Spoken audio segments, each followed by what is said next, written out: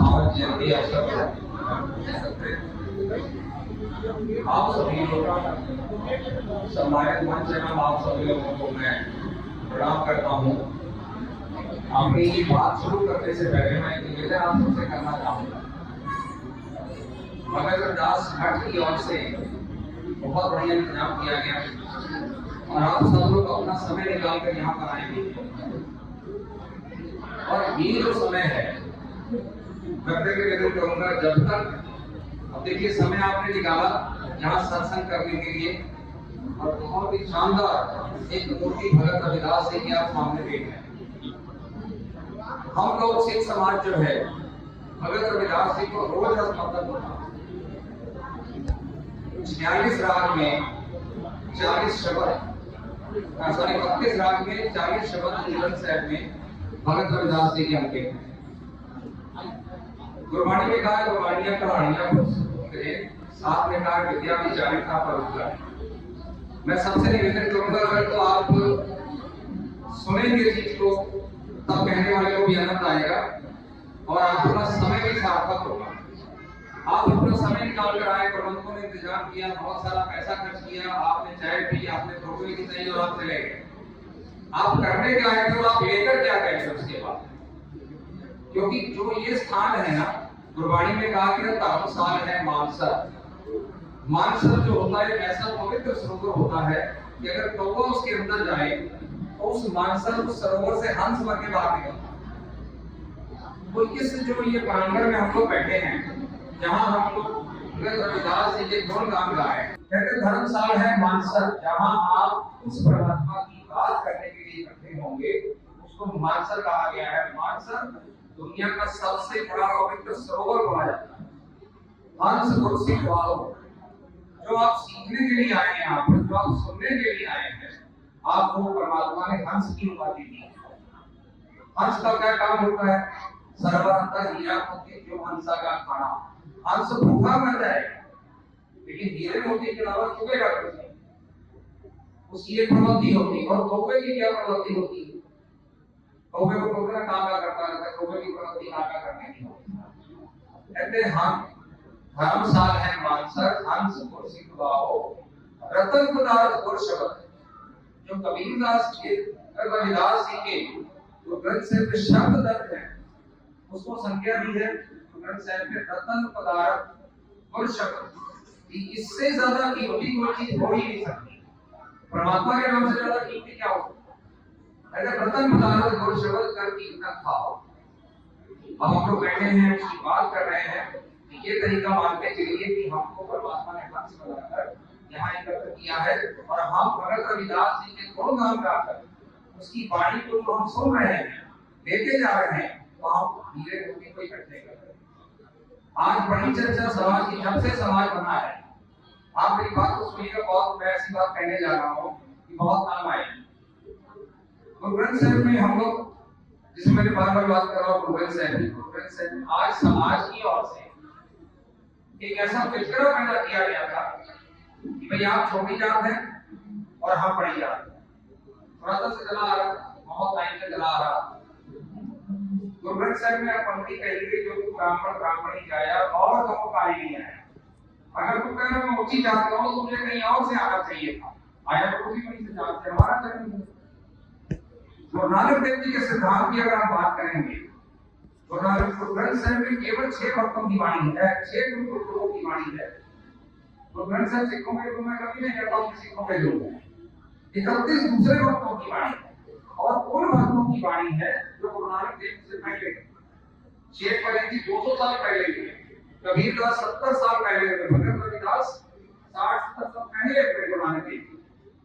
और उन सब की वाणी को गुरु ग्रंथ साहिब में संकलित क्यों किया गया?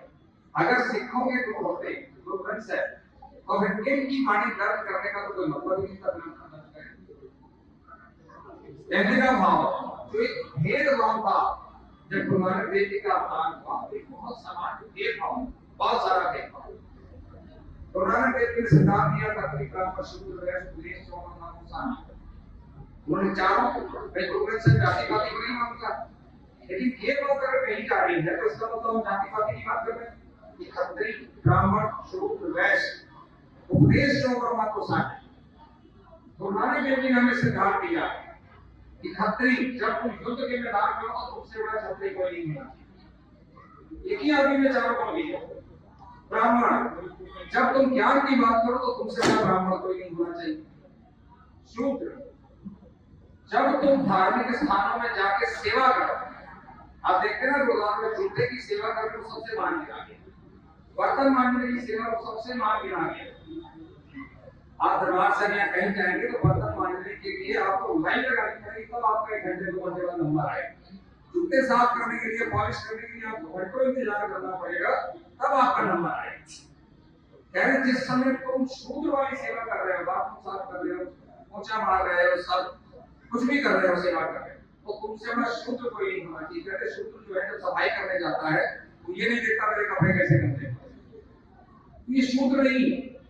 नानक देव जी ने उसी एक ही संज्ञा में कही जा रही बात कि जब तुम लड़ो तुमसे बड़ा क्षत्रिय कोई नहीं, जब तुम पाठ पूजा करो तुमसे बड़ा ब्राह्मण कोई नहीं, जब तुम सेवा करो तो तुमसे बड़ा शूद्र कोई नहीं होना चाहिए, और जब तुम बिजनेस करो तो तुमसे बड़ा वैश्य कोई नहीं होना चाहिए। क्षत्रिय ब्राह्मण शूद्र वैश्य उपदेश चौवर्णा को साझा, एक बॉडी के अंदर उन्होंने ये चारों चीजें लेकर देखी। वरना हम लोगों ने कि तुम छोटे हो तुम बड़े हो, तो नानक देव जी ने जब देखा कि सरोवर के एक साथ पानी नहीं पिया जा रहा, भाई कोई शूद्र चला जाता था सरोवर के, उनको परछाई भी नहीं पड़नी चाहिए थी सरोवर के अगल बगल, इस तरीके से सरोवर बना के दिए जाते। मैं तो एक शब्द पढ़ रहा था तो पढ़ते पढ़ते आंखों में रोना आ रहा था। भगत नामदेव की छोटी जात थी, और छोटी नहीं सबसे छोटी जात थी जाति भगत नामदेव जी की। 8 गांव को छीपे जाती है, जिसको समाज में सबसे छोटा गिना जाता है। 8 गांव मतलब कौड़ियों वाली जाति की जाति भगत नामदेव जी। भगत नामदेव जी जब पूजा करने के लिए गए तो बैठे थे अंदर बड़ा बीच, उन्होंने कहा कोई यहाँ नहीं बैठ सकते, तुम देखो, तो वो उसके पीछे चले गए। उन्होंने यथा में शब्द बोला, हींगड़ी जाल में जाता आया, छीपे के जन्म का आयु आया। परमात्मा से बात कर कि परमात्मा मुझे तुमने छीपे के जन्म में क्यों भेजा कि मैं तुम्हारी पाठ मुझे नहीं कर सकता। नाम देते कहा। और परमात्मा की कृपा देखिए, जो जो नाम आप उसके लेकर नहीं चले उल्टाए देवड़े पीछे बात देवड़े पाछे बैठा जाए, मंदिर के पीछे जाके बैठ गए अपनी कमरे को उठाकर। अगली लाइन उन्होंने लिखा, जो जो नामा हर को उचरे भगत नाम को बेहरा थे। जब पीछे जाके भगत नाम देव जी ने उस परमात्मा की आराधना शुरू की, मंदिर पूरा का पूरा घूम के नाम देव की तो बड़े सकते हैं कि ये क्या हुआ। कहने का भाव ये है, जितनी भी छोटी सैन आई हुए गुरुग्रंथ साहिब के शरण में, भगत रविदास हुए, और रविदास जी के कहा गया रविदास भगवंता गौरवी के त्यागी माया। भगत रविदास जी मरे हुए पक्षों की सेवा करते हैं, चमड़ा उतारते थे, जूते बनाते थे, लेकिन जिस समय उसकी परमात्मा के लिए लगी, कहां गिरे गए।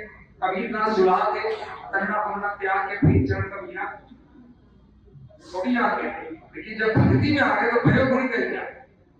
इसी तरीके से सारे भक्तों की वाणी जो है एक ही शब्द पर भगत कर्मचारी जी में छोटी जात के भगत नामदेव जी हुए, भगत सैन नाई जी हुए, धन्ना जाट जी हुए, इन सबों में अकाल पुरख की आराधना की।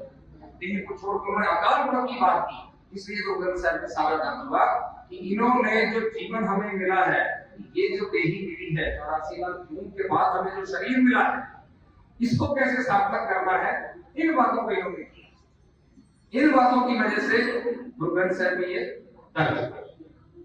क्योंकि समय बहुत लिमिटेड है, मैं किसी और समय आऊंगा और फिर इस लोग डिटेल से बात करेंगे। दो की पुस्तकें हमने निकाली हैं, अभी प्रिंट करा के कॉमिक्स के रूप में निकाली गई हैं। गुरु तेग बहादुर जी, जिन्होंने जब कृपाराम पंडित वहां गए थे, जब औरंगजेब जुल्म कर रहा था, तो उन्होंने कहा था कि आप कोई ऐसा एक शख्स चाहिए जो हमको बचा सके, तो किसी ने कहा कि आप वहां जाइए। वहां जब पहुंचे तो केवल 9 साल के गुरु गोविंद सिंह ने जब देखा कि पिता थोड़े उदास हैं, चिंताजनक हैं, तो उन्होंने पूछा कि आप चिंता में क्यों हैं? उन्होंने कहा कि इनकी रक्षा के लिए किसी महापुरुष को शहीदी देनी पड़ेगी। उस 9 साल के बालक ने कहा कि आपसे बड़ा महापुरुष कौन हो। बाकी आप इसमें पूरा पढ़ेंगे, डिटेल में टाइम बहुत लगेगा। तो तेग बहादुर जी वहां से निकलकर उन्होंने एक फतवा जारी किया गुरु तेग बहादुर जाओ औरंगजेब से बोल दो कि अगर गुरुदेव महाराज जी मुस्लिम इस्लामीकरण कर लेंगे, सारी कौम तुम्हारे बीच में है वो इस्लाम बन जाए। आप सोचिए उस समय का माहौल क्या रहा होगा, कितने लोग कर रहे होंगे एक ही आदमी को मनाना। औरंगजेब खुश हो गया, एक ही आदमी को मनाना केवल, और अगर वो मान जाते तो क्या होता, उसमें आप कोई शहादत उसकी पढ़ सकेंगे, सारी किताबें आपके पास में है।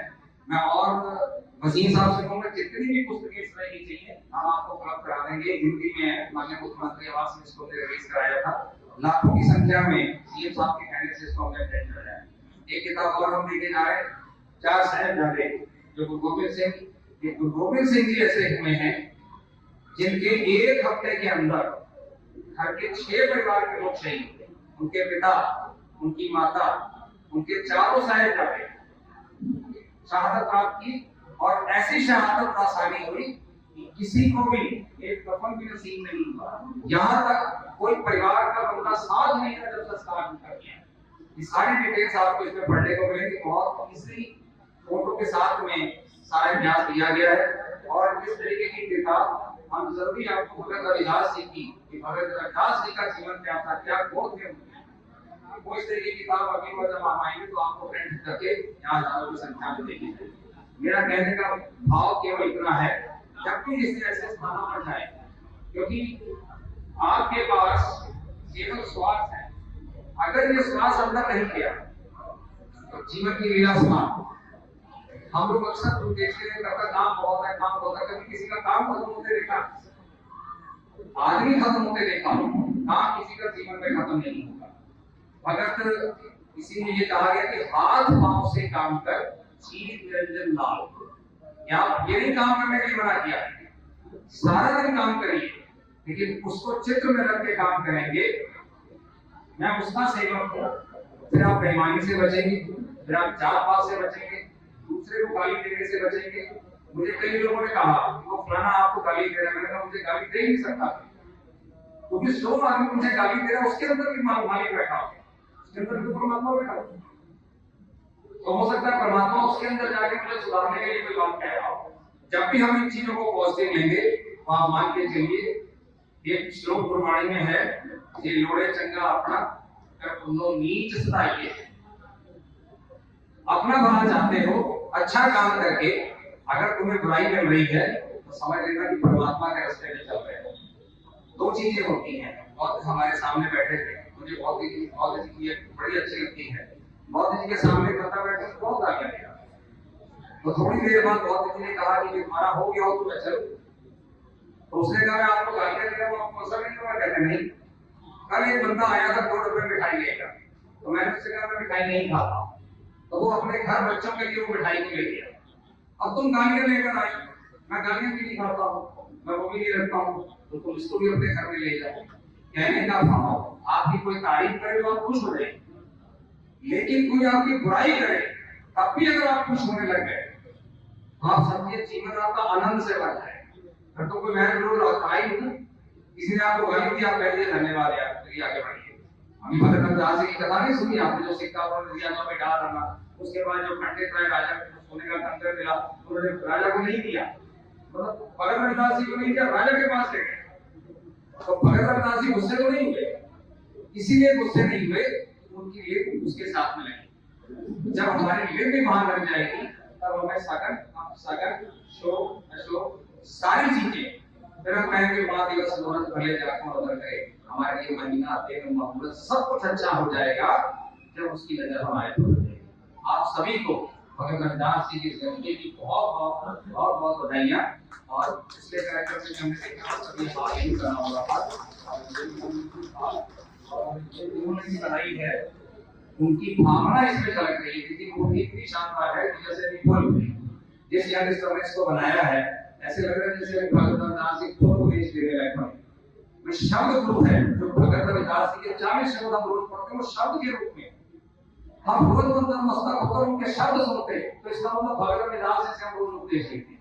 तो आपसे भी निवेदन है कि भगत जी की, भगत रविदास जी की वाणी को पढ़िए, पढ़ने के बाद अपने जीवन में अपनाइए।